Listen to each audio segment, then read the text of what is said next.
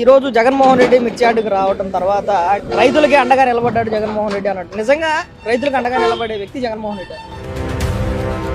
కాలం కోసం కళ్ళతోడు మాటలు మాట్లాడటానికి వచ్చినట్టే గానీ అది కావాలని జనం మీద ప్రజల మీద అభిమానంతో వచ్చినడేం కాదు.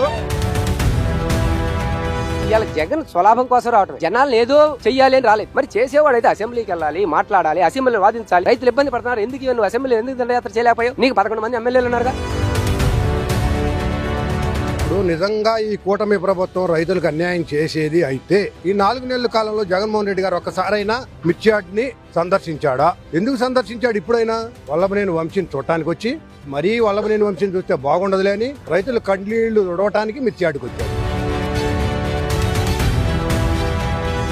గన్నవరం వచ్చి ఆ గన్నవరం కాడి నుంచి ఏడకు వచ్చి దాన్ని డైవర్ట్ చేయడానికి ఇక్కడ జనానికి ఏదో 4 మాటలు చెప్పాలి కదా, అలా చెప్పి వెళ్ళిపోయాడు.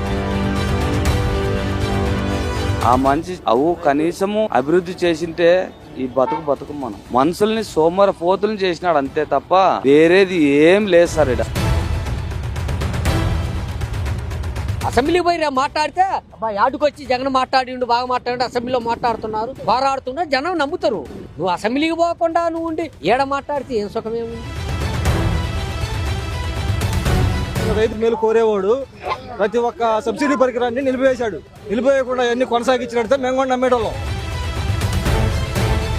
మిర్చి యార్డుకు రావడం వల్ల ఎవరైతే మిర్చి రైతులు ఉన్నారో వాళ్ళకి మంచి జరుగుతుందంటారా, లేకపోతే దాని వల్ల నష్టమే ఎక్కువ ఉందంటారా? మంచి జరగదు, నష్టం జరగదు. జగన్మోహన్ రెడ్డి వచ్చిన ఇక్కడ ఎగబడి ఎవరు రేటు పెట్టి కొనరు. ఆయన రాకపోయినా కానీ ఇంతకన్నా తగ్గించేమి ఇది కాదు. వచ్చారంటారు ఆయన ఏదో ఆయన రాజకీయ లబ్ధి కోసం ఏదో సానుభూతి నాకు వచ్చిద్దన్న ఉద్దేశంతో ఆయన వచ్చాడు.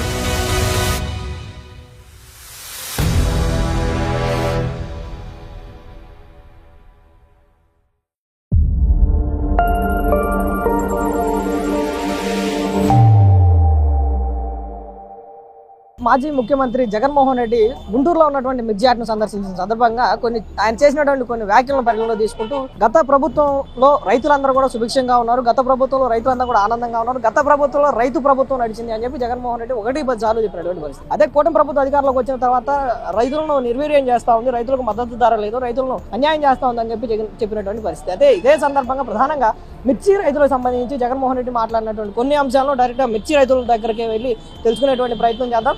అసలు నిజంగా జగన్మోహన్ రెడ్డి వచ్చినటువంటి ఈ సన్నివేశాన్ని రైతులు ఏ విధంగా తీసుకుంటున్నారు, రైతులు జగన్మోహన్ రెడ్డి వచ్చినటువంటి ఈ సందర్భంపై ఎలా రెస్పాండ్ అవుతారు, లేదంటే వాళ్ళు ఏమి అనుకుంటున్నారు అనే అంశాన్ని డైరెక్ట్గా మీతో తెలియజేసేటువంటి ప్రయత్నం చేస్తాను. ఖచ్చితంగా ఈ వీడియోని చివరి వరకు చూడండి. సార్, ఈ రోజు మాజీ ముఖ్యమంత్రి జగన్మోహన్ రెడ్డి మిర్చి యార్డులకు వచ్చి రైతులకు అండగా నిలబడతాను, ఇది రైతు ప్రభుత్వం, ఇప్పుడు ఉన్నటువంటి కూటమి ప్రభుత్వం రైతులను దగా చేస్తుంది, వాళ్ళని